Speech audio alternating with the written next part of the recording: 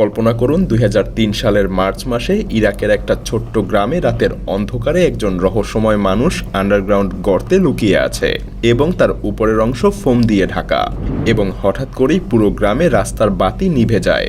তারপর শত শত মার্কিন সেনা গ্রামটাকে ঘিরে ফেলে।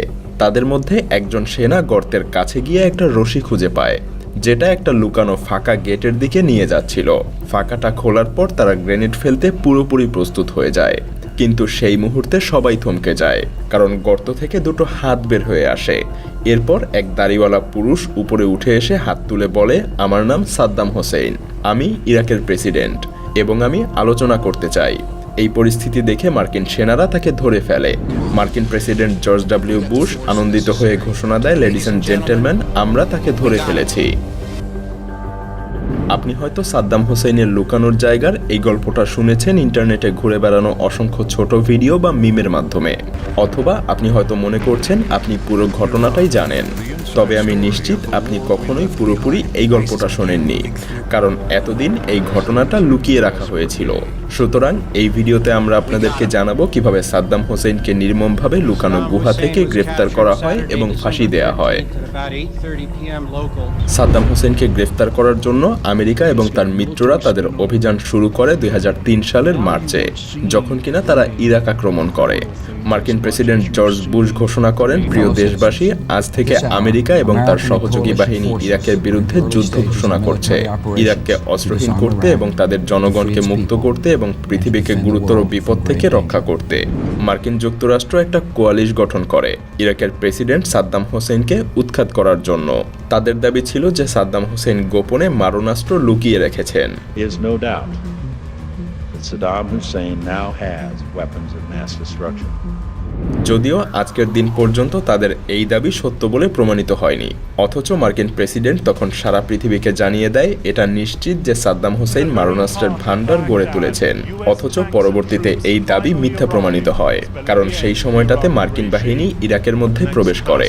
সাদ্দাম হোসেনের মারণাস্ত্র তারা খুঁজে পায়নি, আর তাই আমেরিকান সেনাদের মনে এক ধরনের হতাশা চলে আসে। যুদ্ধের গতি ছিল খুবই দ্রুত। যুক্তরাষ্ট্র এবং তার সহযোগী বাহিনীগুলো ইরাকের রাজধানী বাগদাদের দিকে এগিয়ে যাচ্ছিল।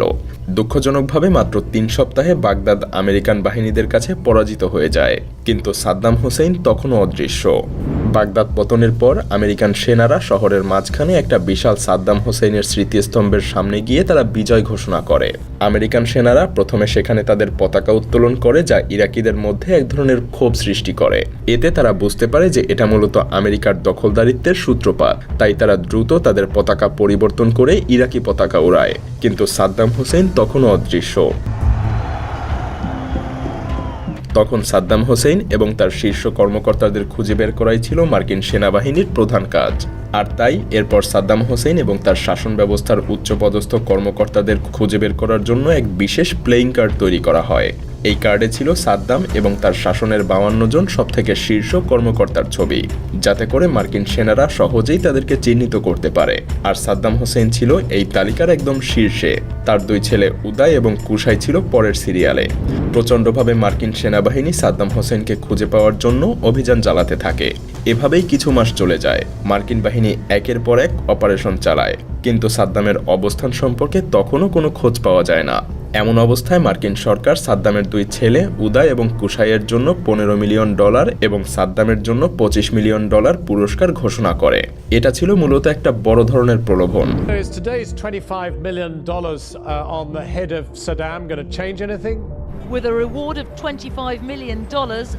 মার্কিন সেনারাও ছিল প্রচণ্ড আশাবাদী যে তারা খুব শীঘ্রই সাদ্দাম হোসেনকে ধরে ফেলবে। এভাবে আরও সময় অতিবাহিত হতে থাকে, কিন্তু দুঃখজনকভাবে হঠাৎ একদিন সেই $মিলিয়ন মিলিয়ন পুরস্কারের লোভে এক ব্যক্তি মসুল শহরের আমেরিকার একটা সামরিক ঘাঁটিতে এসে জানায় সে সাদ্দাম হোসেনের ছেলে উদয় এবং কুশাইকে আশ্রয় দিয়েছে।